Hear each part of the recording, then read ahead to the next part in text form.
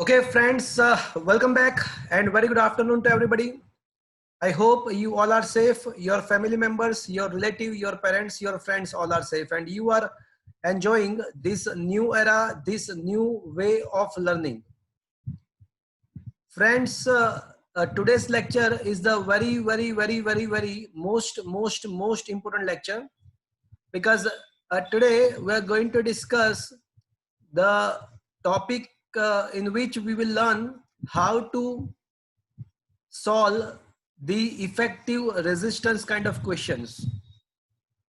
I had shared some MCQs on your WhatsApp, and if you look at any book of regarding on this chapter for the JEE, you will find a number of questions in which you required to solve the network and you required to find the effective resistance.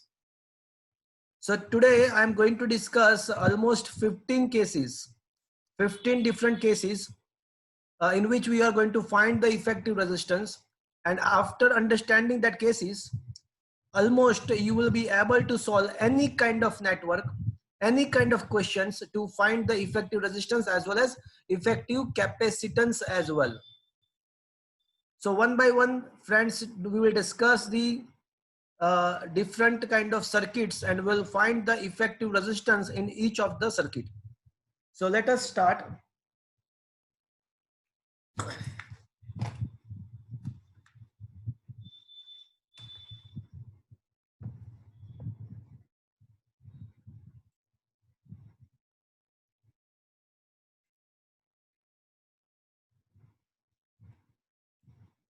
Okay.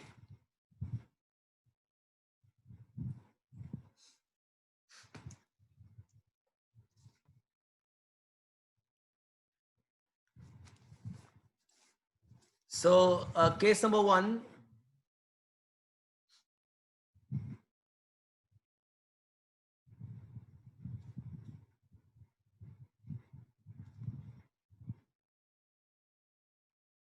चलो, tell me what is the effective resistance between the A and B? कोई बताएगा what is the effective? All the resistors are R. Each one is a R. So what is the effective between A and B? 3R. Yeah, it will be a 3R obviously because all the 3 are in series. It's right. But that is not the question I want to discuss. This is not the question I want to discuss. Now the question is this. Question is this. So now anybody having any idea what is the effective resistance between the A and B?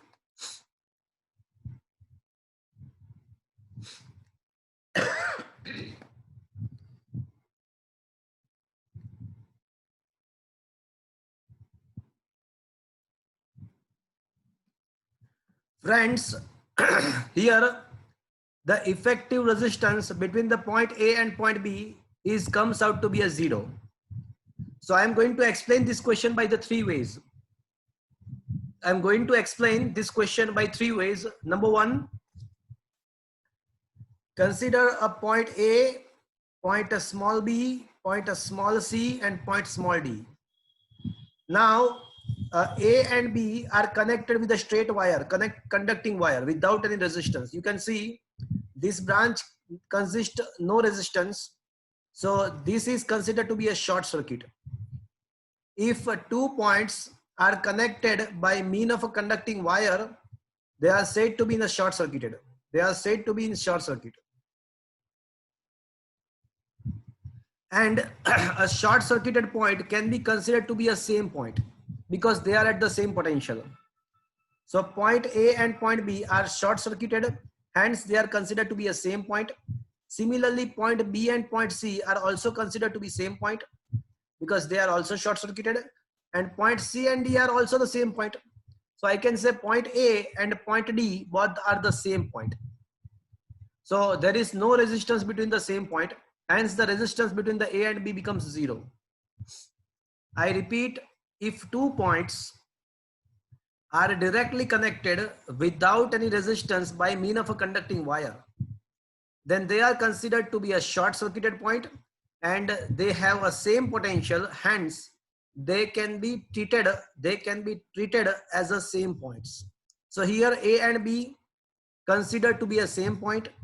Similarly, B and C are considered to be a same point, and C and D are also considered to be same point.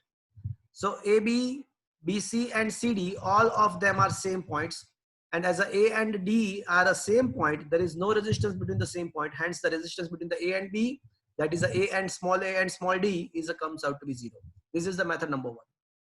Method number 2, when you try to pass the current from this network, so current always follows the path which offers the minimum resistance.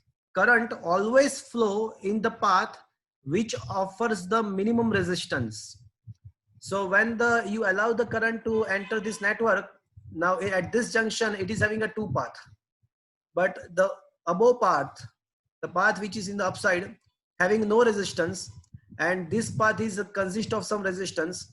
So hold the current, whatever the current enters in the network will hold the current, will be flow like this. So current will never flow from the resistive path, as it is having a path which offers the 0 resistance. As it is having a path which offers the 0 resistance, so current will flow like this. So in the throughout the path of current, is there any resistance comes in the picture? When the current flow like this, is there any resistance comes into the picture? Yes or no? Yes or no? No. No, sir. No. So once again, as there is no resistance offered by the circuit, the resistance of the between the A and B, as there is no resistance when the current passes from it offered by this network, hence the resistance between the A and B comes out to be 0. That is the method number 2. अगर ये दोनों method में अगर आपको समझ में नहीं आया है, तो अब जो मेथड में आपको बोलूंगा उसमें आप डेफिनेटली आपको ये समझ में आ जाएगा. You will be able to accept the answer is 0 by the third method. Method number 3. चलो मुझे ये बताओ कि यहाँ पे रेजिस्टेंस R है और ऊपर के ब्रांच में रेजिस्टेंस कितना है? 0. और मुझे ये बता दो कि R and 0 are connected in which kind of R and 0 are connected in which kind of configuration? Parallel. अच्छा, पैरेलल. तो R and 0 का पैरेलल क्या होता है भैया? R into 0 upon R plus 0. तो क्या होगा इसका आंसर? 0. तो ये जो ब्रांच है इसका 0 होगा.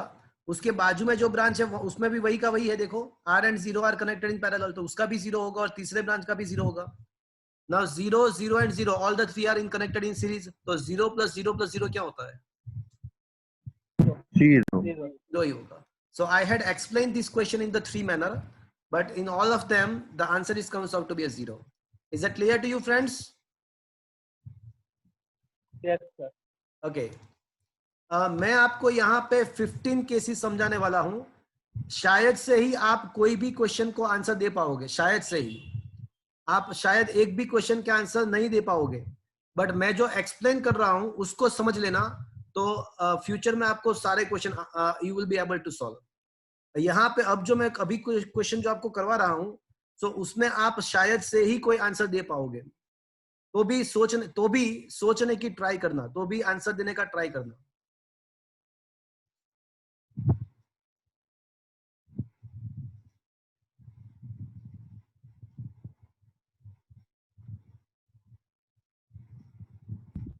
સર हाँ बोलो.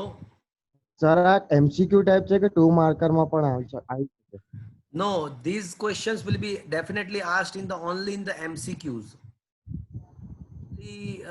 It will be asked in the different competitive examinations as well. NEET JEE के लिए भी बहुत important है.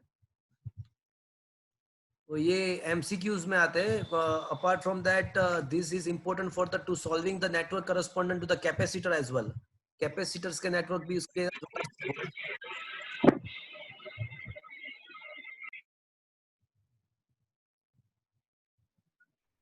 आपको ये पूरा एज ए MCQ ही प्रिपेयर करना है.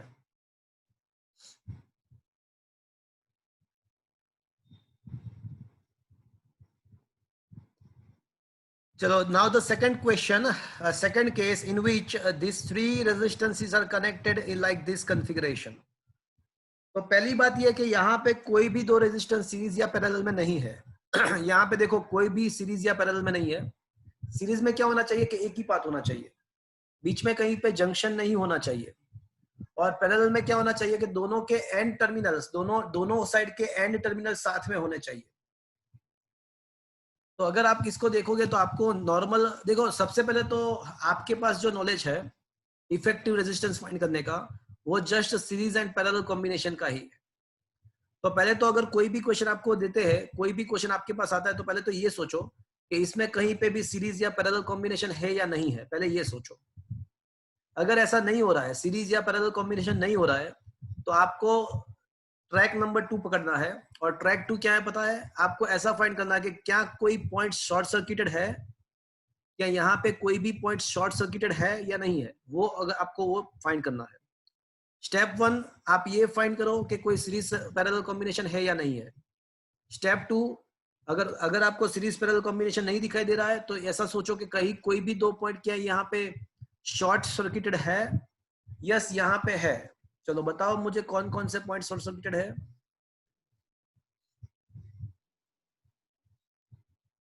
इसको अज्यूम ए, इसको बी करते हैं, इसको सी अज्यूम कर लेते हैं, इसको डी अज्यूम कर लेते हैं। तो मुझे बताओ कौन कौन से शॉर्ट सर्किटेड है। सी और बी। तो जो point A and point C है, that is they are the short circuited. तो मैं ये ए एंड सी को दोनों को मैं साथ में रख सकता हूं, ए एंड सी दोनों को साथ में रख सकता हूं। और यहाँ पे देखो बी के साथ डी कनेक्टेड है, and D and B are also the short circuited. You can see this D and B are also short circuited. अब मुझे ये बताओ कि R1 कौन से 2 पॉइंट के बीच में है। ए और बी।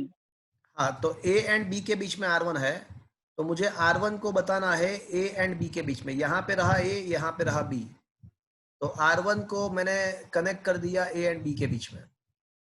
चलो अब बताओ R2 किन 2 पॉइंट के बीच में है। बी और सी। B and D. It is in between the B and C, तो वो B एंड C के बीच में है, तो मैंने R2 को बता दिया B एंड C के बीच में। अब R3 किन दोनों के बीच में है? सी एंड डी। तो ये रहा C, ये रहा D, तो C एंड D के बीच में मैंने R3 कनेक्ट कर दिया। So now I come to know that though the 3 resistors are looked in the series initially they are looked in the series configuration, but now I come to know that these 3 resistors are connected in the combination. So now if they are same, then if 3 equal resistance are connected, if 3 equal resistances are connected in parallel, then the effective resistance is reduced to 3 times. तो A and B के बीच में effective resistance हो जाएगा। Parallel combination का जो shortcut rule है कि अगर इक्वल रेजिस्टेंस है तो वो डिवाइड बाय दैट टाइम्स हो जाएगा। If n number of equal resistance are connected in series, then effective is reduced to n times. 3 resistance are connected in series, effective is reduced to 3 times. So answer for this question is R by 3. This is understood, friends? Is it understood? Yes or no? Yes, sir. Yes, sir.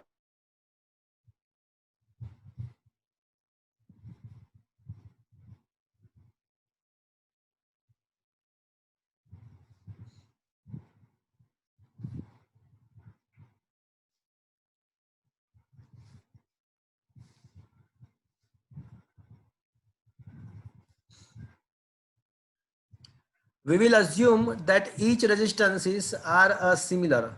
सबका value same है, ऐसा assume करके चलेंगे।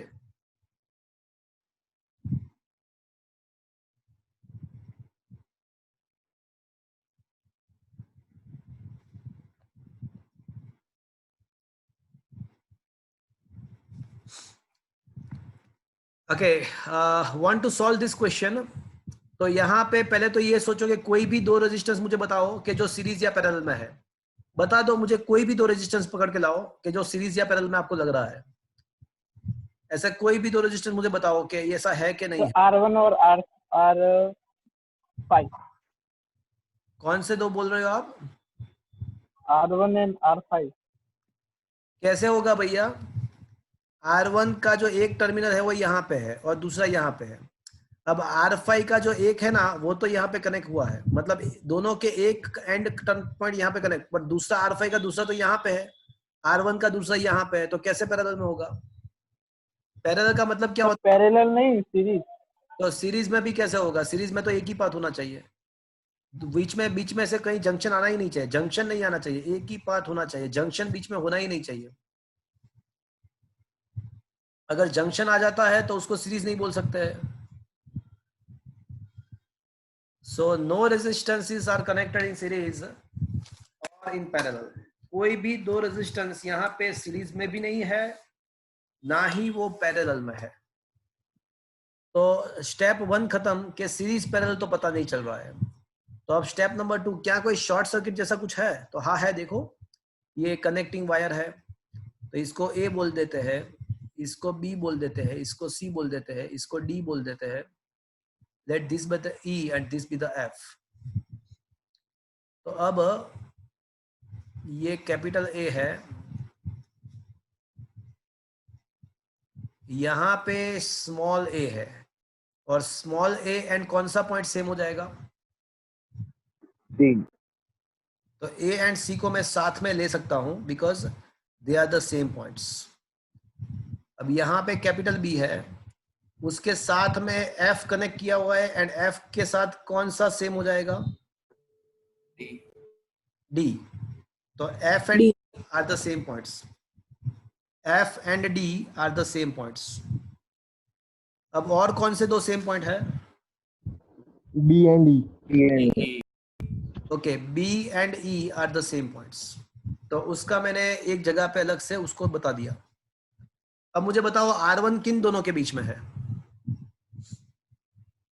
ए and B. या तो ए and B के बीच में मैं R1 को कनेक्ट कर सकता हूं, मैंने कनेक्ट कर दिया। चलो अब मुझे ये बताओ R2 किस दोनों के बीच में है? B C. तो यहाँ पे भैया B है, यहाँ पे भैया C है, तो B एंड C के बीच में मैं कनेक्ट कर दूंगा R2 को। चलो भैया मुझे बताओ। हाँ बोलो। तर कंपल्सरी आहे तर अलगच पाथ लेवल बी आणि सी R2। हाँ वो किसी के साथ कनेक्ट नहीं है, इसलिए वो ए कैपिटल ए और कैपिटल बी के साथ तो कनेक्ट नहीं है, तो उसको अलग जगह पे ही बताना पड़ेगा ना। कैपिटल ए या कैपिटल बी के साथ कनेक्ट होता तो उसको मैंने ए या बी के साथ बताया होता, बट कनेक्टेड नहीं है डायरेक्टली, तो मैंने अलग से बता दिया। चलो R1 R2 की बात खत्म। अब R3 है, R3 किन दोनों के बीच में है? C D.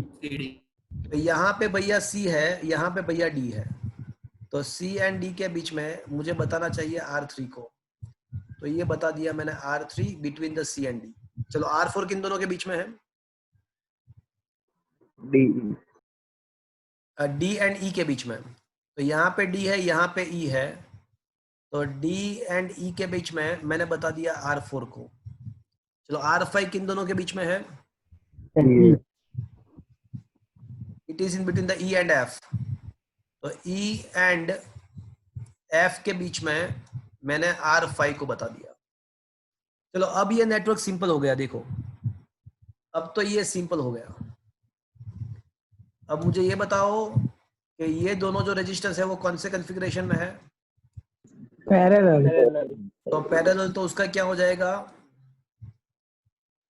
If two equal resistors are connected in parallel, then its effective reduced to halved। चलो इसका ये दोनों R5 R1 भी किस कौन से कॉन्फ़िगरेशन में है? पैरेलल। तो उसका भी हो जाएगा R/2। अब मुझे ये बताओ कि ये R/2 कौन से कॉन्फ़िगरेशन में है? सीरीज सीरीज, तो उसका क्या होगा? इनटू 2। R/2 प्लस R/2 मतलब R, तो वो जो पूरा R मिला ऊपर की साइड, उसके साथ नीचे का कॉन्फ़िगरेशन में है?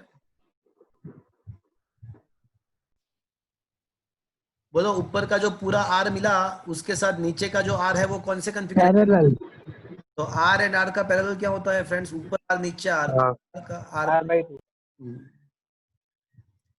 सो फाइनली फ्रेंड्स, इसका जो इफेक्टिव रेजिस्टेंस होगा वो होगा R/2। Is that clear to you friends? क्या ये बात समझ में आया फ्रेंड्स? यस। Okay, चलो one more question on the same track.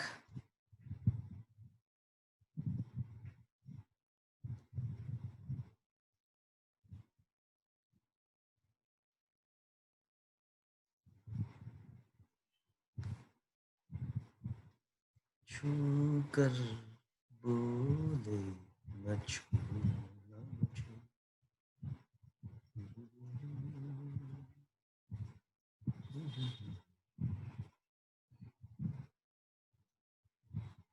चलो, all the resistance are similar and its value is assumed to be capital R. अब इसको सॉल्व करना है मुझे। तो फ्रेंड्स, यहाँ पे स्टेप नंबर 1, क्या कोई भी दो रेजिस्टेंस सीरीज में है या पैरेलल में है? देखो तो, सीरीज पैरेलल कोई भी रेजिस्टेंस के लिए कह सकते हैं? सोचो तो। No sir. नहीं, ऐसा नहीं है। यहाँ पे आप कोई भी दो रेजिस्टेंस को सीरीज या पैरेलल में नहीं ला सकते हो। अच्छा, स्टेप 1 इज ओवर। स्टेप 2, क्या यहाँ पे शॉर्ट सर्किट है ना कोई भी दो पॉइंट? No sir. यहाँ पे तो कमबख्त शॉर्ट सर्किट भी नहीं है। तो अब तीसरा स्टेप, अब मैं बोल रहा हूँ तीसरा स्टेप, अगर सीरीज पैरेलल नहीं है, नंबर 1, नंबर 2, अगर शॉर्ट सर्किटेड नहीं है, तो आपको यहाँ पे व्हीटस्टोन ब्रिज का कंसेप्ट अप्लाई करना है, स्टेप नंबर 3। तो अब कैसे करेंगे मैं बता रहा हूं आपको। Assume that this is the point A, this is the point B, this is the point C, and this one is the point D.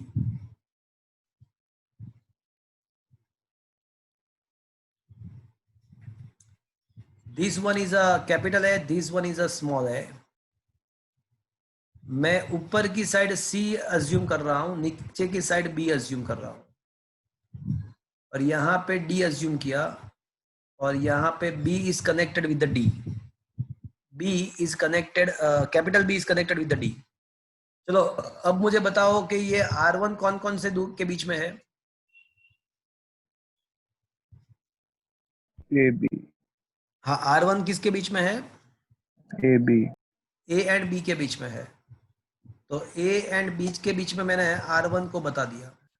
चलो, अब बताओ मुझे R2 किन दोनों के बीच में है? B and C। R2 की बात कर रहा हूँ, ये रहा R2। AC और C। A and C it is between the A and C। A and C चलो, अब R3 किन दोनों के बीच में है? B and B C। and C।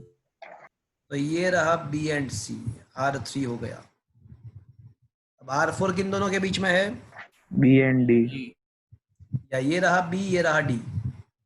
तो ये मैंने R4 बता दिया। एंड R5 किन दोनों के बीच में है? C एंड D के बीच में, तो ये बता दिया मैंने R5। अब मैंने ये नेटवर्क को रीअरेंज कर दिया, तो अब क्लियरली मुझे एक सा दिख रहा है कि ये व्हीटस्टोन ब्रिज जैसा है। बट क्या ये व्हीटस्टोन ब्रिज बैलेंस स्टेट में है? व्हीटस्टोन ब्रिज जैसा दिख तो रहा है, बट क्या वो बैलेंस स्टेट में है? बैलेंस स्टेट का मतलब क्या हुआ कि ऊपर के दो ब्रांच का रेशियो एंड नीचे के दो ब्रांच का रेशियो सेम होना चाहिए। तो फ्रेंड्स, ऊपर के जो दो ब्रांच है उसका रेशियो क्या मिलेगा? दोनों सेम रेजिस्टेंस है, सेम टू सेम रेजिस्टेंस था, उसका रेशियो क्या मिलेगा हमको? R/2। तो वो R ही मिलेगा। और नीचे के दो ब्रांच का रेशियो भी R/R मतलब 1 ही मिलेगा। ऊपर का रेशियो भी 1 मिलेगा, नीचे का भी 1 मिलेगा। इसका मतलब क्या हुआ कि ये जो व्हीटस्टोन ब्रिज है वो बैलेंस स्टेट में है। तो हमने ऐसा प्रूव किया था थ्योरी में कि अगर कोई व्हीटस्टोन ब्रिज बैलेंस स्टेट में होता है तो उसके जो मिडिल ब्रांच होती है, मिडिल ब्रांच, उसमें से कितना करंट पास होगा? 0 करंट पास होगा। मगर मतलब कि अगर ये व्हीटस्टोन ब्रिज बैलेंस्ड कंडीशन में है तो उसके बीच में जो ब्रांच है उसमें कोई करंट ही फ्लो नहीं हो रहा है, और अगर कोई करंट फ्लो नहीं हो रहा है तो उसको हम डिस्कनेक्ट कर सकते हैं, उसका सर्किट में कोई महत्व नहीं है, उसको हम निकाल सकते हैं। तो निकाल दो उसको डिस्कनेक्ट कर दो और सर्किट को देखो। अब इसको डिस्कनेक्ट करने के बाद मैंने सर्किट को देखा तो मुझे क्या पता चला? કનેક્શન સર ઉપરના બે પેરેલલ છે ને નીચેના બે પેરેલલ છે. हाँ, सीरीज बोलो भैया। હા હા એટલે सीरीज છે. सो ऊपर के दो रेजिस्टेंस सीरीज में है, उसका R+R 2R हो जाएगा। नीचे के दो रेजिस्टेंस सीरीज में है, उसका भी R+R 2R हो जाएगा। अब वो 2r एंड 2r जो है, ऊपर R. 2r है और नीचे का जो 2r है वो वापस से पैरेलल में आएगा। तो 2r एंड 2r का पैरेलल क्या होगा भैया? R. r हो जाएगा। तो फाइनली इसका जो आंसर है वो r आ जाएगा। Is it understood friends? Sir but ratio equal ના હોય તો પછી R3 ને કન્સિડર हाँ। કરવું પડે ને, अगर तो શું કરે? हाँ, तो भैया आपने जो बोला तनिष वो बहुत ही खतरनाक है कि अगर ब्रिज अगर अनबैलेंस होता, अगर व्हिटस्टोन ब्रिज अगर अनबैलेंस्ड होता तो क्या करना है? तो उसके लिए 2 पेज का एक क्वेश्चन है, 2 पेज का एक न्यूमेरिकल हम सॉल्व करने वाले हैं। अनबैलेंस्ड व्हिटस्टोन ब्रिज के लिए हमारे टेक्स्ट में सिलेबस है, सिलेबस में ही है। इलस्ट्रेशन नंबर 9 वही है जो आज शायद टाइम मिले तो कर लेंगे हम। तो आपका क्वेश्चन ऐसा है कि अगर व्हिटस्टोन ब्रिज अनबैलेंस्ड होता तो क्या होता? तो प्रॉब्लम हो जाता, बहुत बड़ा प्रॉब्लम हो जाता। उसका सॉल्यूशन बहुत टाइम लेगा, वो हम करने वाले हैं। ओके। સર એનું કોઈ શોર્ટકટ નહીં હોય? नहीं, उसका कोई शॉर्टकट नहीं होता है। उसका शॉर्टकट फॉर्मूला है बट वो फॉर्मूला बहुत ही कॉम्प्लिकेटेड है, वो याद नहीं रहता है समय। उसका अनबैलेंस्ड व्हिटस्टोन ब्रिज का फॉर्मूला है, उसका फॉर्मूला भी अगर आपको चाहिए तो मैं बता दूंगा, बट वो बहुत ही कॉम्प्लिकेटेड फॉर्मूला है, उसको याद रखना थोड़ा कठिन है। સર બટ એક પેજ નો આખો સમ કરો એના કરતા ફોર્મ્યુલા યાદ રહી જાય સારું નહીં? हाँ, but some is with the method, तो मेथड आपको याद रहेगी but at a time of examination वो फॉर्मूला याद नहीं रहेगा। अब वो मैं दोनों हिसाब से मैं आपको बता दूंगा, फिर आप सोच लेना जो करना है। ओके, मैं दोनों बता दूंगा। Okay sir.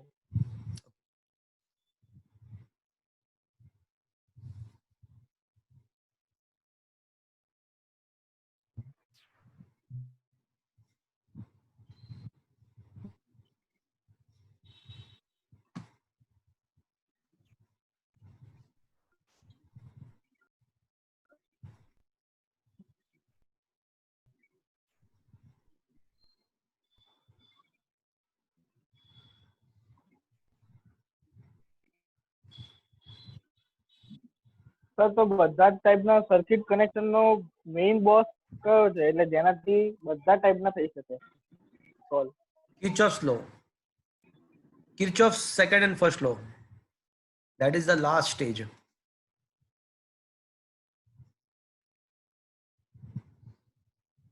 બેલેન્સ કે અનબેલેન્સ? सारे क्वेश्चन सॉल्व हो सकते हैं उसके द्वारा।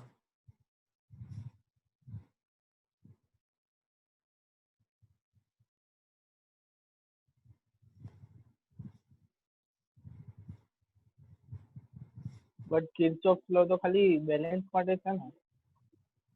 अरे व्हिटस्टोन ब्रिज बैलेंस के लिए है, किर्चॉफ्स लॉ थोड़ी ना बैलेंस के लिए है। किर्चॉफ्स लॉ क्लोज्ड હા sir.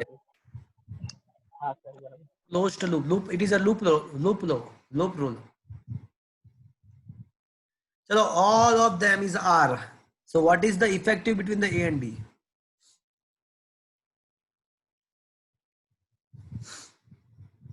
Zero. No, wrong answer.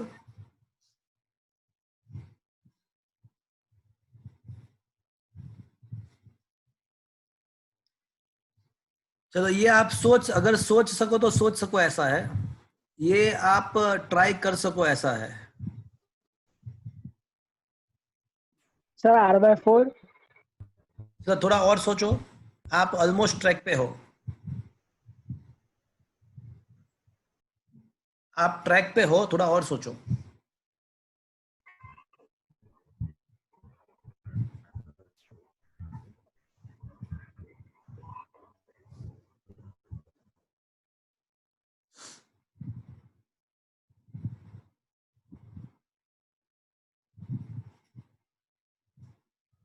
चलो, और कोई? ओके, विश्वास, आपने R/4 कैसे बताया? સર પહેલા તો ઉપરના બધાના સિરીઝના ગણી લીધા, પછી એક એકના પેરેલલ કર્યા અને પછી નીચેના પેરેલલ જોડે પેરેલલ કર્યા। Okay, These four resistances are connected in. Sir series પણ નથી પેરેલલ પણ નથી કેવી અરે રીતે પેરેલલ છે, બધા પેરેલલ છે. જો their end terminals are connected with each other. જો their end terminals are connected on the same line, so they are in the parallel. These four are also in parallel, and these four are also in parallel. So this will be a R by 4, this will be the R by 4, and this will also be the R by 4. So what happened now? So क्या होगा कि यहाँ पे हाँ sir R/8 wrong 3R/4 by 4, और यहाँ पे होगा एक R by 4, और यहाँ पे होगा एक R by 4. अब सोचो कि ऊपर के जो दो R by 4 वो कौन से कॉन्फ़िगरेशन में है? सीरीज ये सीरीज में है, तो उसका क्या होगा? R/4 प्लस R/4 तो हो जाएगा R/2, और वो R/2 के साथ नीचे का R/4 कैसे कॉन्फ़िगरेशन में आएगा? बोलो कैसे कॉन्फ़िगरेशन में आएगा? पैरेलल. R/3 अब तो खत्म, अब तो कर सकते हो ना आप. ये दोनों पैरेलल में आ गए, तो क्या होगा कि 1/RAB is equals to 1/R/4 plus 1/R/2, तो ये हो जाएगा 6/R. 4/R plus 2/R 6/R, तो implies that between the AB क्या होगा? R/6 R/6 हो जाएगा. Is that clear to you friends? Is it okay? क्या ये समझ में आया? अरे हाँ के हाँ सर तो हाँ सर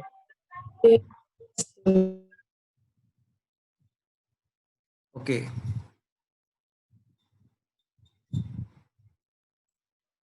चलो और आगे बढ़ते हैं. इसके स्क्रीनशॉट मैं अभी आपको प्रोवाइड कर दूंगा, इसके स्क्रीनशॉट मैं आपको प्रोवाइड कर दूंगा.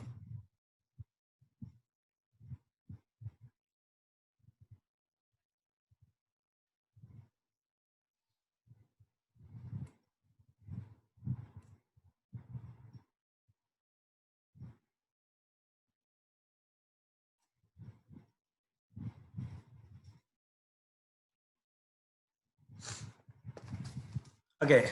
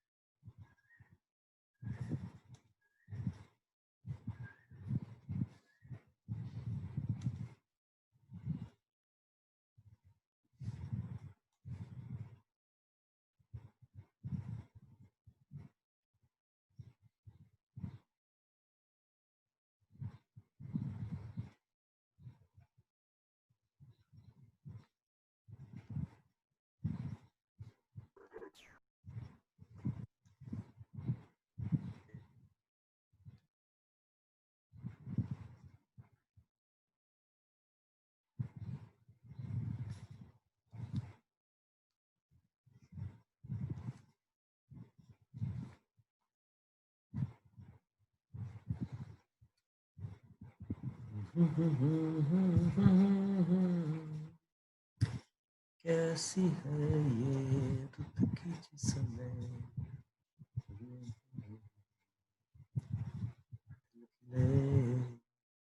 तनिष, हाँ सर बोलो. तू फोन करने वाला था ना? हाँ सर મેસેજ કરે તો પણ તમે ટાઈમિંગ લખ્યા નતા. मैंने फोन किया था. ખબર નહીં સર. चलो, these two are the similar kind of network, but the points are different. So these, though the network is looked like a same, but the answer is different. What should be the answer of the first question?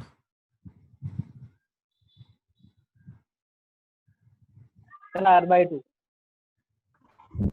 So answer of the first question will be r/2. Q. Sir બે સિરીઝમાં છે અને ત્રણે main પેરેલલમાં. Yeah. So actually, these two resistors are connected in series. So this is a 2R. This one is also a 2R. But 2R, 2R and R. 2R, 2R and R, all of them are in parallel. तो पहले एक काम करते हैं, 2R and 2R का parallel क्या होगा? 2R and 2R का पैरेलल क्या होगा? R. R. 2R 2R का पैरेलल R, और R के साथ वापस से R पैरेलल में, R के साथ वापस से R पैरेलल में, तो क्या हो जाएगा? r/2. R/2. चलो, तो यहाँ पे A एंड B के बीच में R/2 आएगा, बट ये जो 6B है वहां पे क्या होगा, सोचो।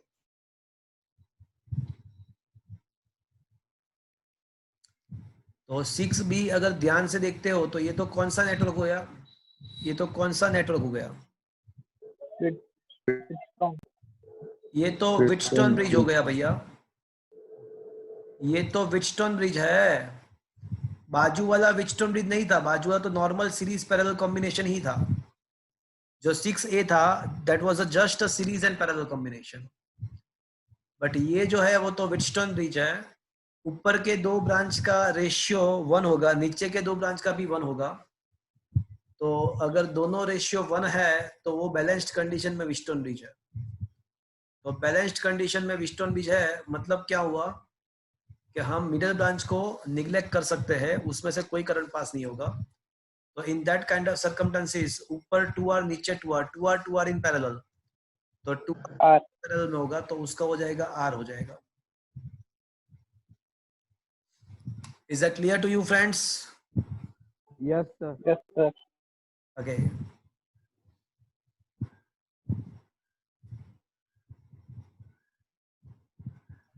તો બીજી કોઈ મેથડ છે કે લૂપ ને ગણીને આપણે કરંટ થી ચાલુ કરીએ કોઈ એક ડાયરેક્શન થી? देखो ये सब सारा चीज स्टेप बाय स्टेप है। अगर स्टेप 1 अगर आप सिंपल सीरीज या पैरेलल कॉम्बिनेशन से सॉल्व नहीं कर सकते हो तो स्टेप नंबर 2 आपको शॉर्ट सर्किटेड है कि नहीं है वो देखना है।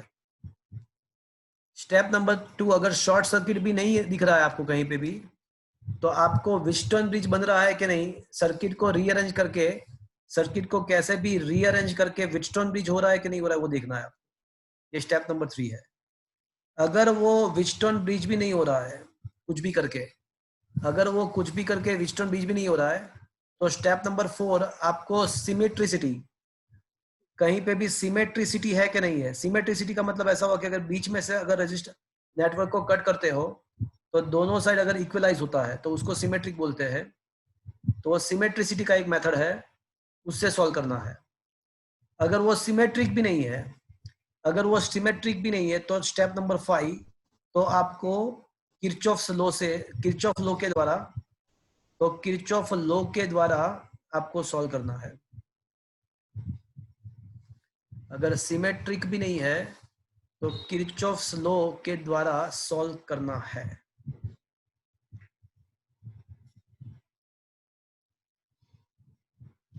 So these are the step.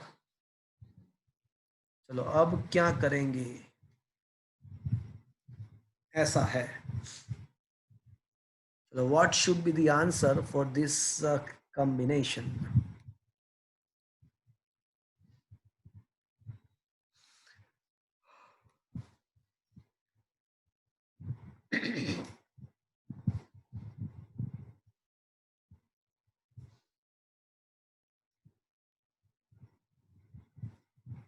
થોડો ટાઈમ આપો.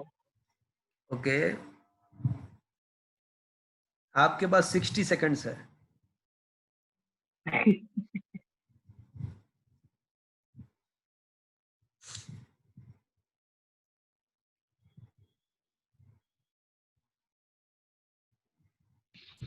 સર હરેક ટ્રાયંગલ નું 3/2R આવશે? What is the effective resistance between the A and B?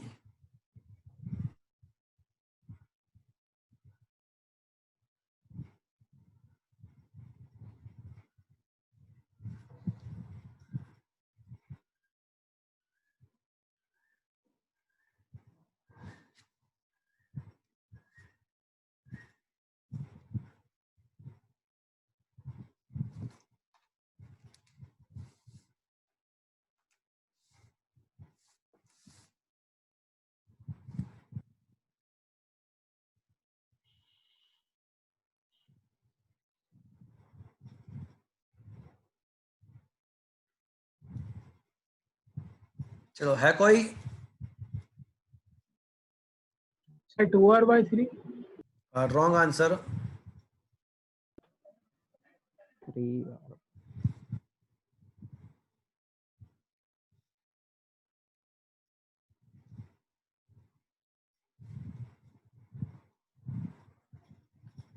देखो पहले तो मैंने ए एंड बी में से टर्मिनल्स निकाल दिए और जो नीचे वाला जो R6 था उसको मैंने नीचे रख दिया, R6 in between the A and B. સર આર આવશે. Wrong answer.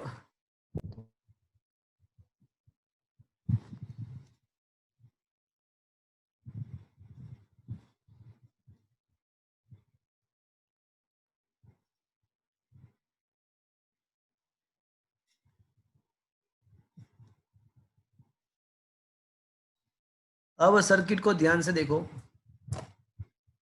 तो फ्रेंड्स अब बराबर। चल गया होगा कि क्या करना चाहिए। अब तो R/2। हाँ R/2 will be the answer. अब क्या होगा फ्रेंड, ये दोनों का रेशियो और ये दोनों का रेशियो सेम ही है, तो ये रेशियो सेम है तो मतलब ये जो ऊपर का जो पार्ट है वो व्हीटस्टोन ब्रिज हो जाएगा, तो बीच का जो ब्रांच है उसको मुझे कैंसिल कर देना पड़ेगा because there will not be any current flowing from it. तो मिडिल ब्रांच को अगर कैंसिल कर दो तो ऊपर हो जाएगा 2R, R and R in series. Middle branch को अगर आप कैंसिल कर देते हो, इसको निकाल देते हो,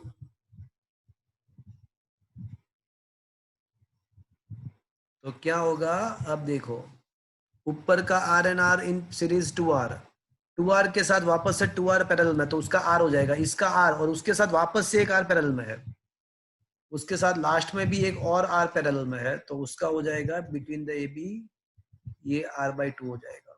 is that clear friends? Yes sir. Yes sir. Yes, sir. Okay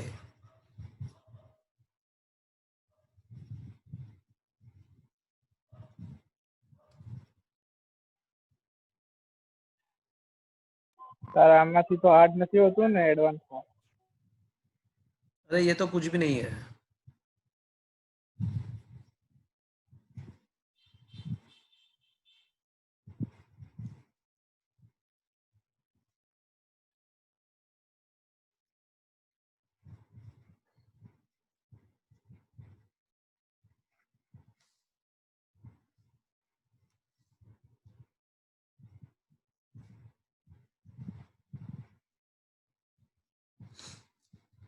चलो what should be the effective resistance between the A and B?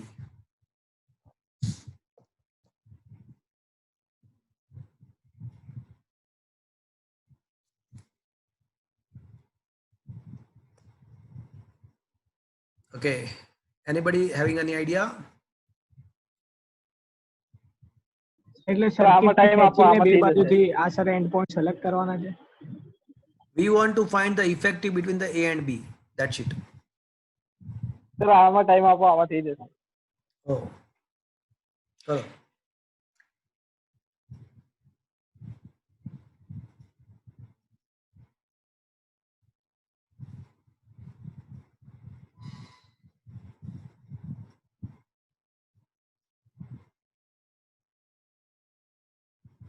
Sir 5R/8। wrong. અરે યાર.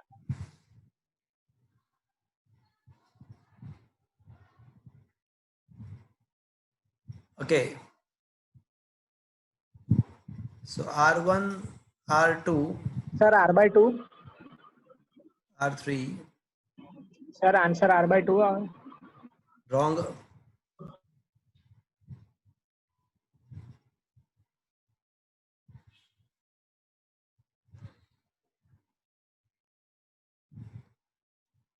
है कोई और कोई?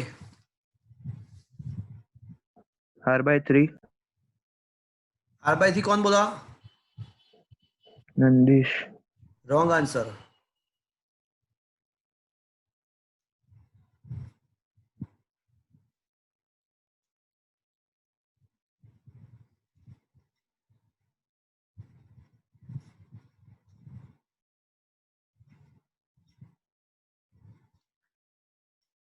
देखो ये जो ट्रायंगल था ना, R1 R2 R3 वाला, ये ट्रायंगल R1 R2 R3 वाला तो मैंने वो ट्रायंगल तो वहां का वहीं रखा है, बट ये जो अंदर का ट्रायंगल था उसको 180 डिग्री रोटेट कर दिया। इसको मैंने 180 डिग्री रोटेट कर दिया, 180 डिग्री रोटेट कर दिया, तो यहाँ पे R4 आ जाएगा, यहाँ पे R5 आ जाएगा, और अरे वाले बाप point रे। को भी अब देखो, अब तो ये क्या है, देखो अभी अब सोच के बता दो ये क्या है। Withstand bridge. सर विचटन ब्रिज यार। ये तो विचटन ब्रिज हो गया। R। बीच क्या ब्रांच कैंसल, R आएगा। between the AB it is a comes out to be R, 2R in parallel, R हो जाएगा। Is it understood friends? Yes sir. Okay.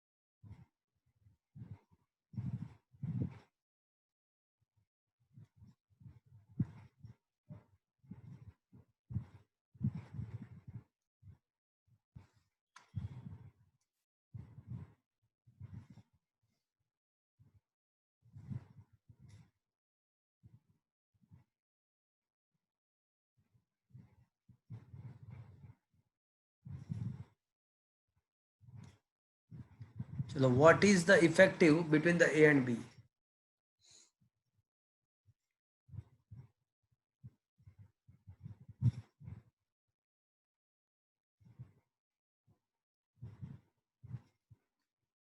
A and B के बीच में इफेक्टिव रेजिस्टेंस कितना होगा?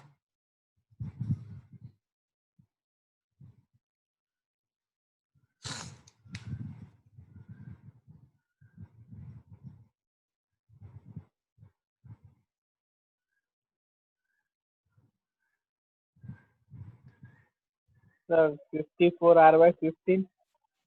ये तो यहाँ पे R कहाँ पे, यहाँ पे 6 ओम है, 3 ओम, ओम क्या R नहीं है यहाँ पे, R कहाँ पे है, यहाँ पे R थोड़ी ना है। 54/15। 54/15 15।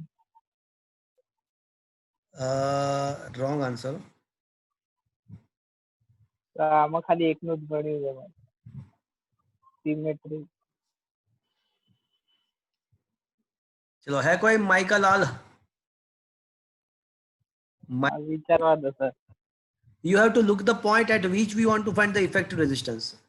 कौन से दो पॉइंट पे इफेक्टिव रेजिस्टेंस फाइंड करना है वो सोचो, और वहां से टर्मिनल्स निकाल दो, वहां से टर्मिनल्स निकाल दो, उसके बाद आपको पता चलेगा कि क्या करना है।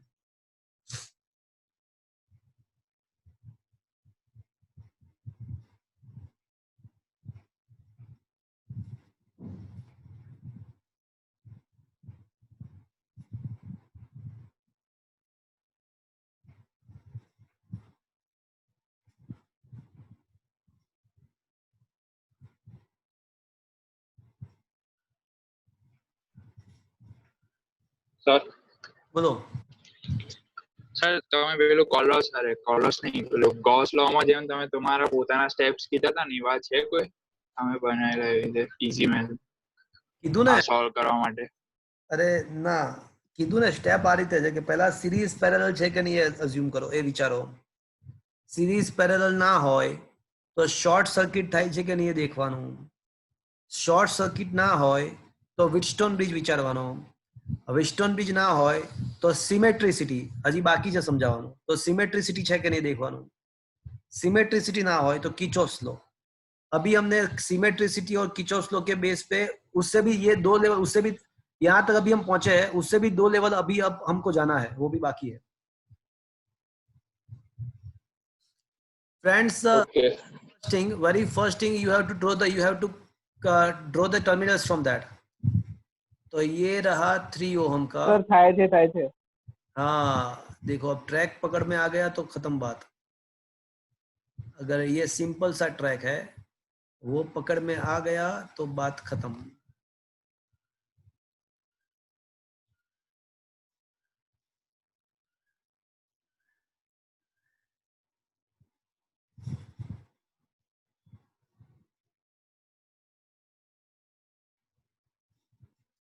बोलो Tanish, what should be the answer? Sir નહીં થયું. अच्छा, टर्मिनल्स निकाले पहले आपने. હા સર, એક A થી 2 નીકળે છે અને B થી તો 5 નીકળે છે. अरे एक ही टर्मिनल निकालवाना होए.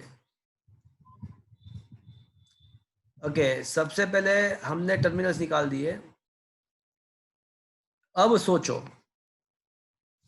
अब ये जो राइट साइड के ये जो 3 and 3 है are connected in series series. तो उसका क्या होगा? 6 ohm. 3 and 3 का सीरीज क्या होगा? 6 ohm. 6. अब वो 6 के साथ ये जो 6 है वो 6 के साथ उसके पे ये जो 6 है वो कैसे कॉन्फ़िगरेशन में आ जाएगा? पैरेलल. तो ये 6 और 6 का पैरेलल क्या होगा? 6 होगा. 6 and 6 का पैरेलल 3 होता है. और 3 के साथ ये 3, वो 3 के साथ ये जो 3 है वो कौन से कॉन्फ़िगरेशन में आएगा? सीरीज में. वो सीरीज में आएगा. तो वो 3 and 3 सीरीज हो जाएगा. 6 and 6 पैरेलल 3 हो जाएगा. 3 and 3 सीरीज 6 and 6 पैरेलल 3 हो जाएगा. 3 and 3 તો 3 6 हो जाएगा. 6 and लास्ट में 6 and 3 are in parallel. 6 last में हाँ, तो 6 and 3 are in parallel.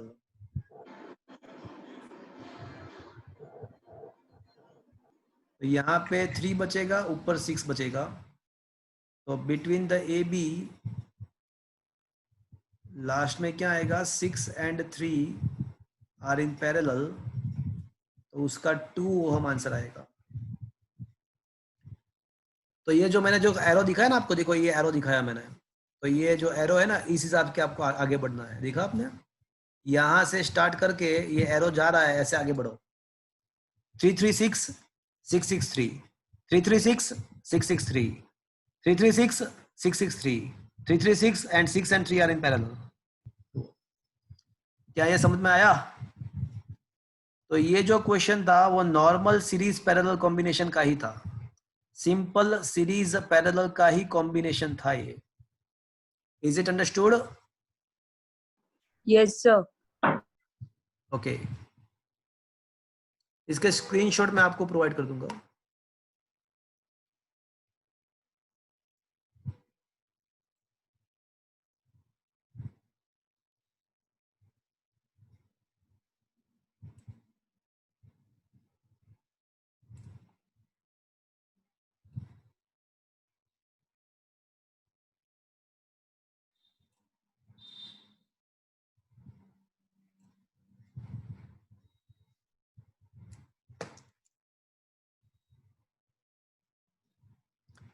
Last में कौन सा नंबर था? नंबर कौन सा था लास्ट में? 9. ओके.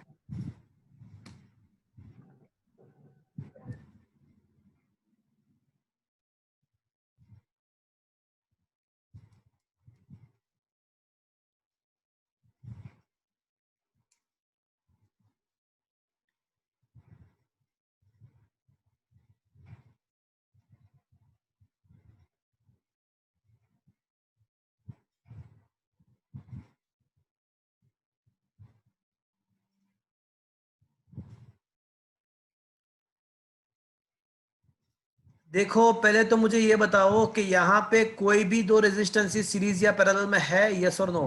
कोई भी दो रेजिस्टेंसेस सीरीज या पैरेलल में है, यस और नो?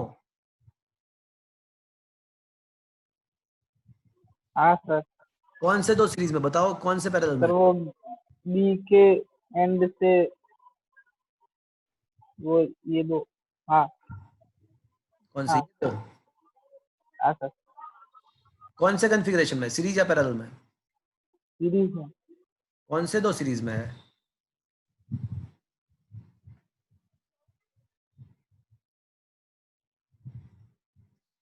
बताओ कौन से दो सीरीज में है? R7 and R6। वो कैसे सीरीज में हो गए? अरे सीरीज में तो एक ही पाथ होना चाहिए, ये वहां बीच में इतना बड़ा तो जंक्शन है, तो जंक्शन होगा तो थोड़ी ना सीरीज में होगा वो। अच्छा, मतलब लास्ट क्वेश्चन में सिर्फ थोड़ा ही चेंज किया, वो पॉइंट्स आगे ले गया। हाँ, लास्ट क्वेश्चन से थोड़ा अलग है, यहाँ पे पॉइंट बी मैंने यहाँ पे लगाया हुआ है ना, ये रहा पॉइंट बी, यहाँ पे है, यहाँ पे नहीं है। तो टर्मिनल्स तो बी से निकल, टर्मिनल्स तो वहां से निकालना पड़ेगा, तो वो सीरीज में नहीं रहेगा। मतलब चेंज कर दिया मैंने, लास्ट क्वेश्चन में जो था वैसा नहीं है अभी। तो friends, you will not able to get any two resistance in series और पैरेलल, यहाँ पे सीरीज पैरेलल नहीं है। तो स्टेप नंबर 2, क्या यहाँ पे व्हीटस्टोन ब्रिज जैसा कुछ हो रहा है? तो ऐसा भी पता नहीं चल रहा है कि यहाँ पे व्हीटस्टोन ब्रिज भी है, व्हीटस्टोन ब्रिज जैसा भी कुछ भी नहीं है।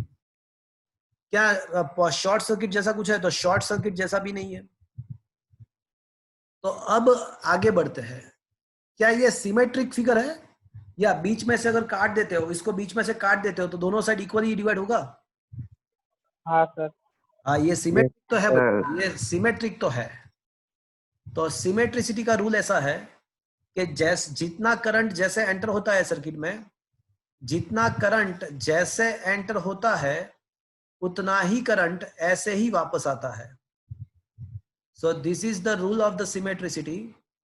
जितना करंट जैसे जाएगा उतना ही करंट वैसे वापस आएगा। तो ये सिमेट्रिक तो है भैया।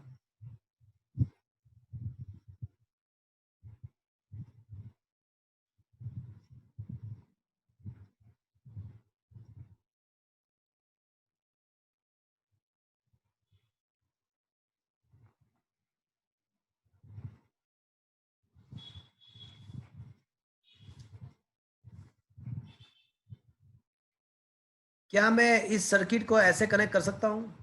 देखो मैंने कनेक्शन तो वहां का वहीं किया हुआ है। ये जो R3 एंड R5 रेजिस्टेंस जो है वो उसको डायरेक्टली नीचे कनेक्ट करने से बजाय मैंने उसको पहले यहाँ पे कनेक्ट किया और उसको शॉर्ट सर्किट कर दिया। मतलब ये दोनों पॉइंट सेम ही पॉइंट है। तो आप इन दोनों को यहाँ पे चाहे कनेक्ट करो या पहले कनेक्ट करके बाद में शॉर्ट सर्किट कर दो, वो सेम टू सेम ही चीज हुआ, वो चीज सेम ही हुआ। अब इससे फायदा क्या होगा, ये करने का रीजन क्या है, तो मैं आपको बताऊं। देखो यहां से करंट एंटर होता है ए, और वो दो पार्ट में डिवाइड होता है I1 I2। तो अब ये जो सिमेट्रिक सिटी का जो रूल होता है, वो जितना करंट जैसे जाएगा उतना ही करंट वैसे ही वापस आ जाएगा। तो ये सिमेट्रिसिटी का रूल है। I1 I2 एंटर हुआ तो ऐसे ही I1 एंड I2 वापस आ जाएगा।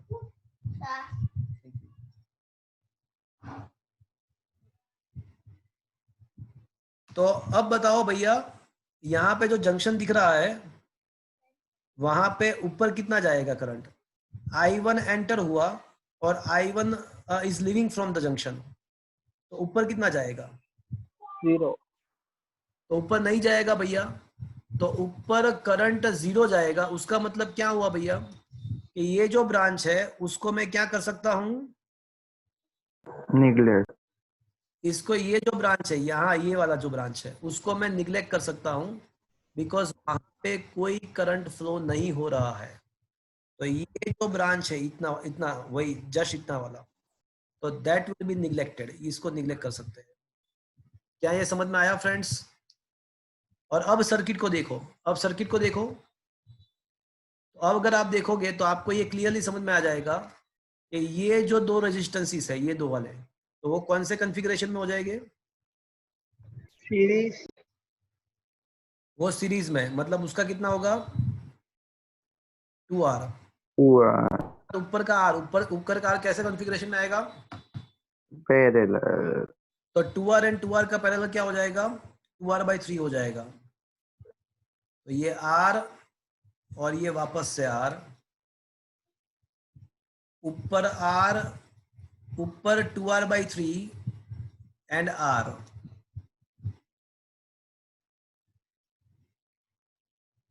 तो फ्रेंड्स अब तो ये बहुत ही सिंपल हो गया, अब तो ये बहुत ही सिंपल हो गया।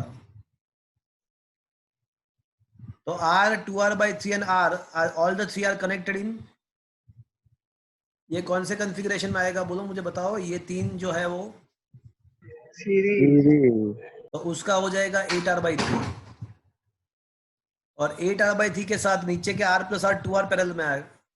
नीचे जो r एंड r है वो पैरेलल में है, सॉरी सीरीज में है, तो ये 2r और 8r/3 के साथ वो 2r कैसे कॉन्फ़िगरेशन में आएगा? पैरेलल। तो फाइनली ये हो जाएगा 8r/3 into 2r upon 8r/3 plus 2r। तो अगर इसको सिंप्लीफाई करोगे तो it will comes out to be 8r/7।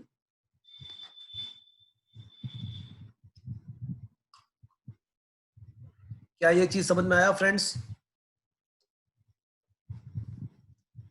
ये सिमेट्रिसिटी वाला Yes, sir. समझ में आया friends? Yes, sir.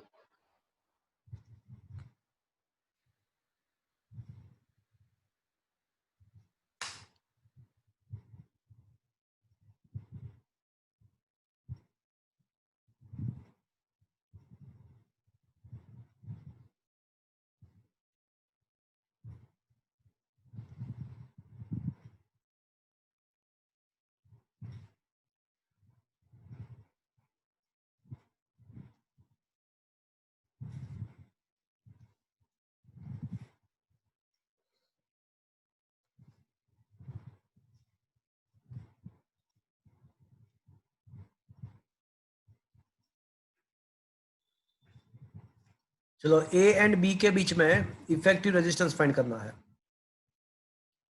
Want to find the effective resistance between the A and B. सारे रेजिस्टेंस आर है,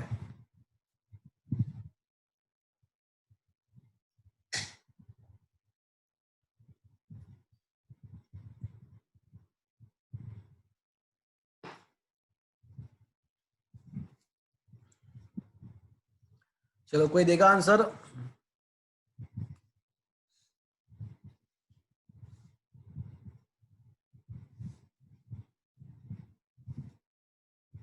anybody will give the answer?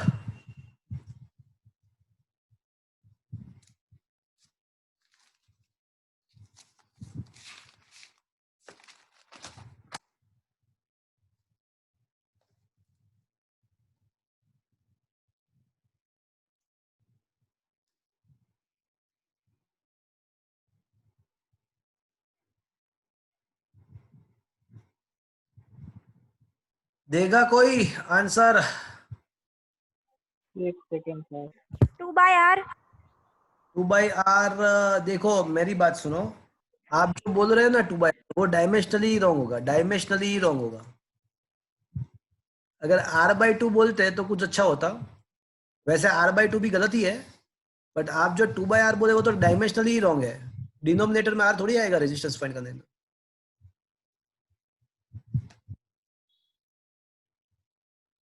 तो 2/r तो dimensionally ही wrong है। वैसे r/2 भी नहीं आ रहा है, वैसे r/2 भी नहीं आ रहा है।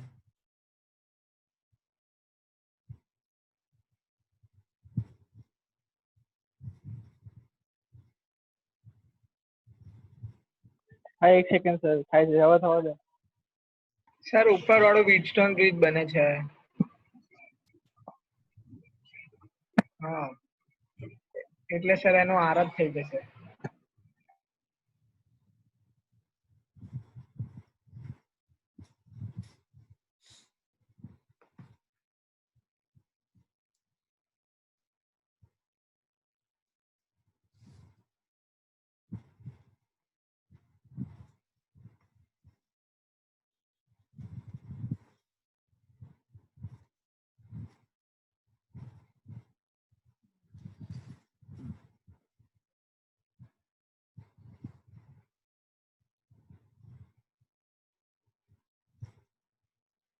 सर 6/5 हाँ 6/5 इज द राइट आंसर। देखो पहली बात ये है कि ये सिमेट्रिसिटी है या नहीं है, तो यह है। अगर आप उसको बीच में से काटते हो तो दोनों साइड इक्वली डिवाइड हो जाएगा, तो सिमेट्रिसिटी तो है भैया, सिमेट्रिसिटी तो है। अब मैंने ये सर्किट को रीअरेंज किया और ये वाला जो जंक्शन था, ये वाला जंक्शन, उसको मैंने थोड़ा ऊपर ले लिया और बीच उसको शॉर्ट सर्किट कर दिया, उसको शॉर्ट सर्किट कर दिया। अब सिमेट्रिसिटी में जितना करंट एंटर होता है उतना ही वापस आना चाहिए, उसी और उतना ऐसे ही वापस आना चाहिए, जितना जाएगा उसी हिसाब से वो वापस आना चाहिए। तो आई गया, दो पार्ट में डिवाइड हुआ, I1 I2, तो यहाँ पे भी I1 I2 वापस आना चाहिए। तो लुक एट दिस जंक्शन, ये जंक्शन को देखो, I1 एंटर I1 लिविंग, तो how much the current go up, ऊपर कितना जाएगा, बोलो कितना जाएगा। अगर ये जंक्शन को देखते हैं तो I1 एंटर हुआ, I1 निकल गया बाहर, तो कितना जाएगा, 0। I2 अरे क्या यार, I1 एंटर हुआ, I1 बाहर निकल गया, तो कितना जाएगा, I minus I1। अरे 0। I1 एंटर हुआ, I1 बाहर निकला, तो अच्छा 0 I1 minus I1 is equal to 0, पता चला ये। हाँ तो ऊपर नहीं जाएगा, मतलब क्या हुआ, मतलब ये हुआ कि ये जो ब्रांच है ये यहां से डिस्कनेक्ट हो जाएगा, ये डिस्कनेक्ट। चलो अब यहाँ पे लुक एट दिस जंक्शन, अब ये जंक्शन को देखो, ये यहाँ पे देखो, तो I2 एंटर हुआ, उसमें से मैंने बाहर निकाला I3 I4, तो वैसे भी वहां पे भी सिमेट्रिसिटी तो है ही, तो जैसे I3 गया था और I4 गया था वैसे ही वापस आना चाहिए, तो I3 and I4 should be come in the same manner. तो अब ये जंक्शन देख लो, तो I3 एंटर हुआ, I3 लिविंग, I4 एंटर हुआ, I4 लिविंग, तो ये ब्रांच में कितना जाएगा, तो ये ब्रांच में कितना जाएगा, जा ही नहीं पाए, 0। अब खत्म, देखो ये अब ये पूरा, ये भी निकल गया, ये भी निकल गया, ये भी निकल गया, तो अब तो सिंपल सा हो गया ना। अब तो देखो ये दोनों जो है, ये दोनों जो है वो सीरीज में आ गया, मतलब ये हो जाएगा 2R, नीचे का भी 2R होगा, ये नीचे का भी जो है वो भी 2R होगा। अब ये जो 2R एंड 2R जो है वो पैरेलल में, मतलब R होगा, तो नीचे R प्लस R वो सीरीज का 2R हो जाएगा, ऊपर R 2R का पैरेलल R होता है, 2R का पैरेलल R होता है, एंड R।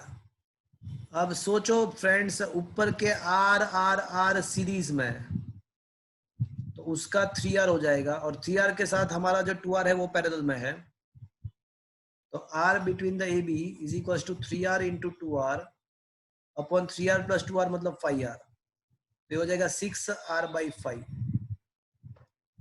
क्या फ्रेंड्स ये समझ में आया आपको? Yes sir. अच्छा चलो एक और ट्राई कर दो भैया।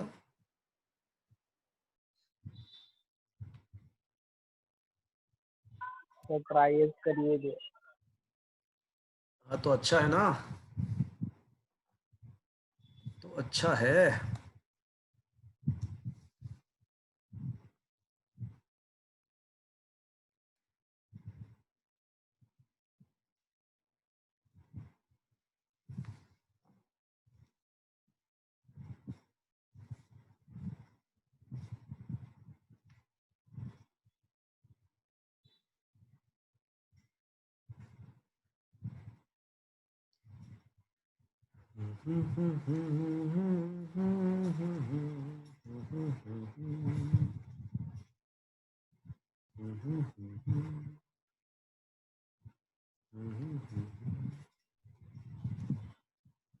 चलो all the resistances are R, find the effective between the A and B।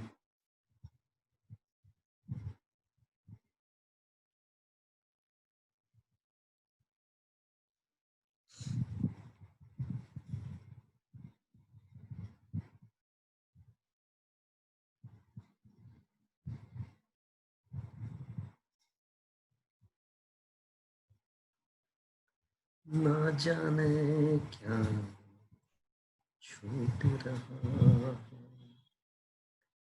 दिल में बस कुछ चुभ रहा है।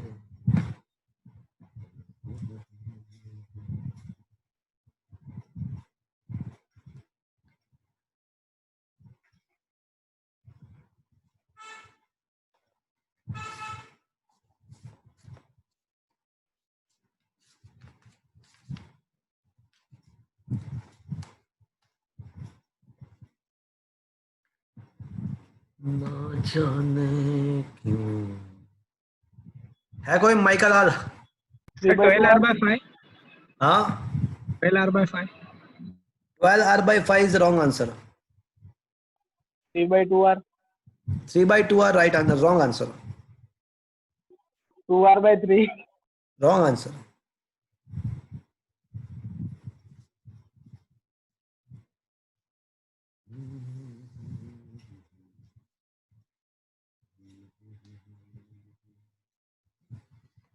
दिल में बस कुछ छूट रहा है, ना जाने क्या छूट रहा है। दिल में बस कुछ छूट रहा है। 17, क्या बोल रहे हो? 4R/17. 4I/17 wrong answer. मैंने पहले ही बताया था कि आप एक भी क्वेश्चन सॉल्व नहीं कर पाओगे।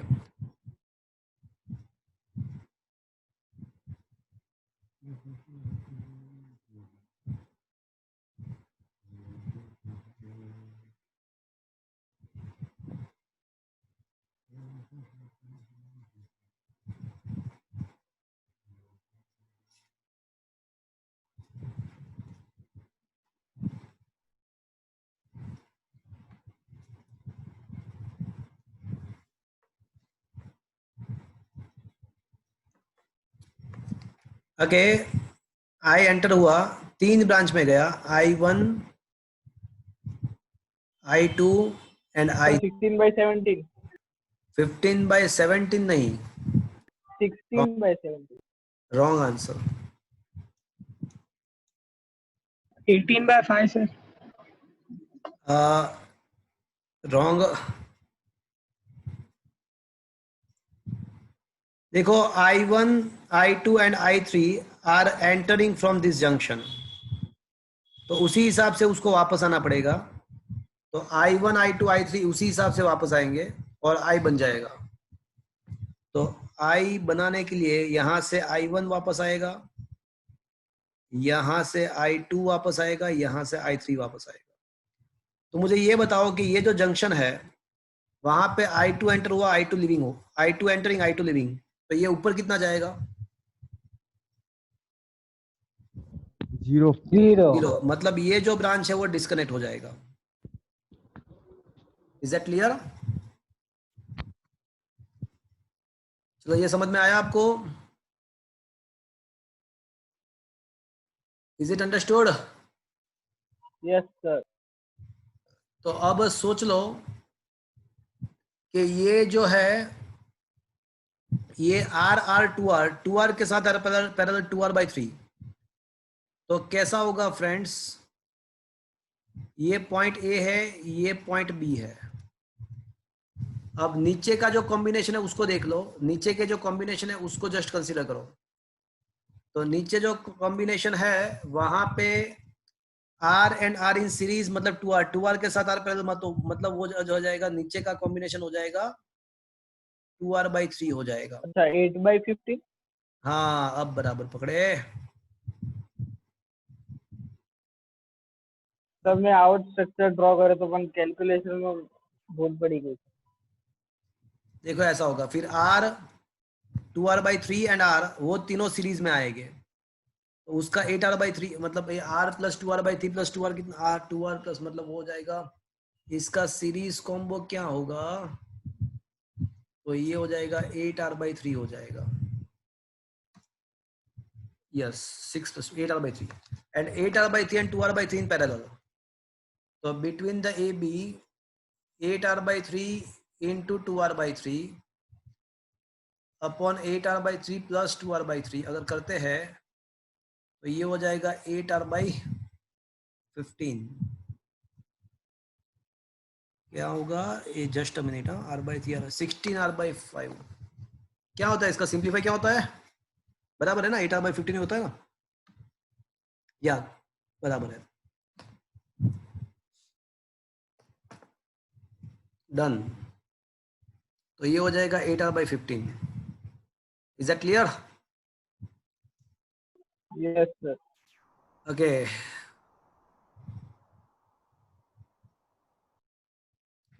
चलो अब एक सिंपल सा देता हूं।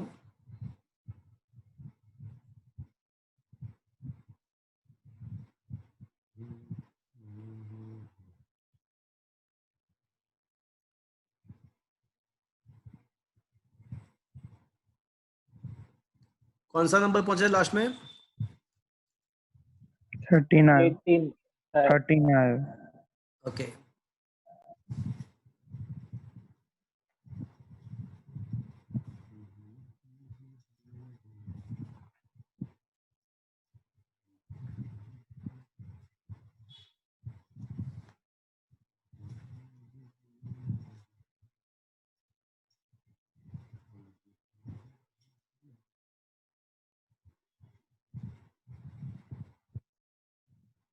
इसका मतलब ऐसा है कि ऊपर से जा रहा है, कनेक्टेड नहीं है, ऊपर से जा रहा है, कनेक्टेड नहीं है। સર એટલે બે અલગ અલગ શોર્ટ સર્કિટ છે ને, એમ કનેક્ટેડ વગર ના. शॉर्ट सर्किट शायद नहीं।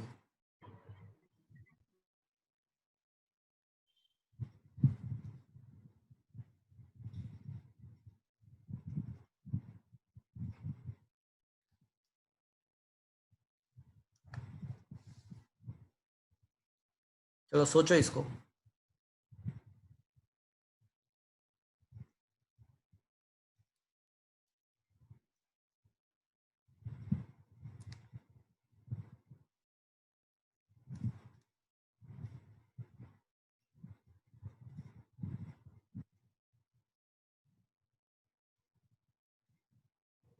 सर व्हीटस्टोन है।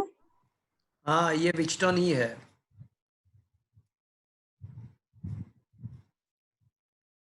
ये विचटन ही है, सही बात है। तो what should be the answer? R। या राइट आंसर।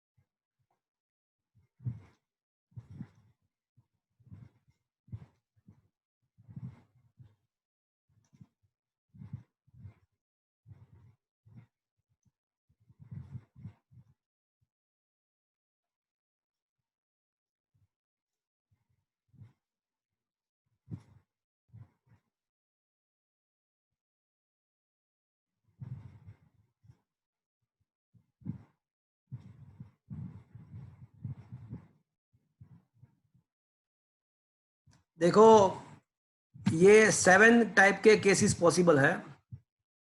ये लास्ट जो 2 है ना, equi potential points and star delta और डेल्टा टू स्टार, वो हम JEE या नीट में डिस्कस करेंगे, उसके लेक्चर में डिस्कस करेंगे, अभी उसको डिस्कस नहीं करने वाले हैं। तो ये सिमेट्रिसिटी तक हमने पहुंचा, ये स्टेप खत्म हुआ, ये खत्म हुआ, ये खत्म हुआ, और इसका नेक्स्ट लेक्चर में, ये हम नेक्स्ट लेक्चर में लेने वाले हैं, और ये दोनों जो है वो JEE में हम लेंगे। तो अगर इसको आप अच्छे से समझते हो तो you will be able to solve any kind of question corresponding to the effective resistance and effective capacitance. अब यहाँ पे क्या करना है, ये जो क्वेश्चन है उसमें कुछ भी नहीं है, तो बहुत ही सिंपल सा है।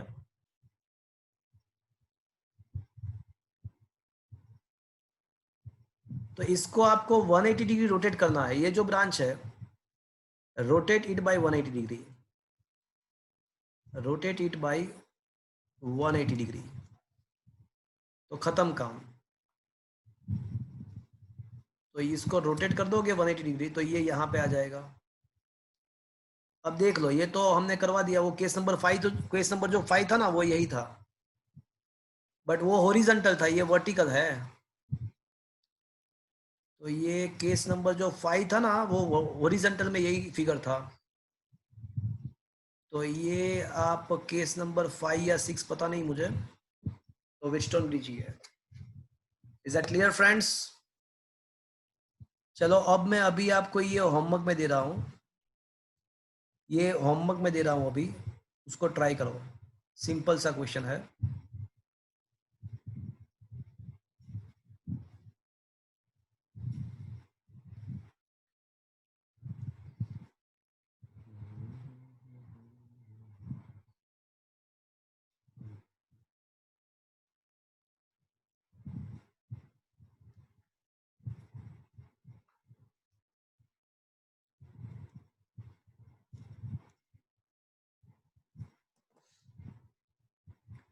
चलो ये क्वेश्चन मैं होमवर्क में दे रहा हूँ।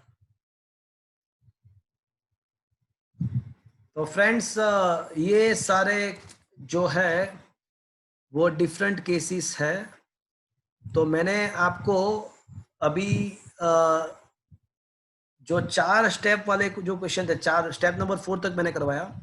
स्टेप नंबर 5 का रिगार्डिंग क्वेश्चन हम नेक्स्ट लेक्चर में डिस्कस करने वाले हैं। एंड स्टेप 6 एंड स्टेप 7 अभी कुछ बाकी है। अभी तो जो बॉस है वो तो बाकी है, बॉस का बॉस तो बाकी है अभी, तो वो हम JEE में लेंगे। तो आज सर फ्रेंड्स मैं सेशन अभी खत्म कर रहा हूँ। बोलो। સર આ હોમવર્કમાં આપ્યો એનો 1/3 છે. उसका आंसर आ जाएगा, उसका होना चाहिए 2r/3 2r/3 इन पैरेलल, तो 2r/6 मतलब r/3 होगा, बराबर है। r/3 आंसर आएगा, सही बात है। કઈ નહીં તો છેલ્લે તો થયો. तो अभी आप इसके बारे में सोचोगे ना, ये जो मैंने केसेस सिखाया आपको, तो उसका थोड़ा इसके बारे में सोचोगे, तो उसके बाद आपको सारे टाइप के क्वेश्चन आ जाएंगे।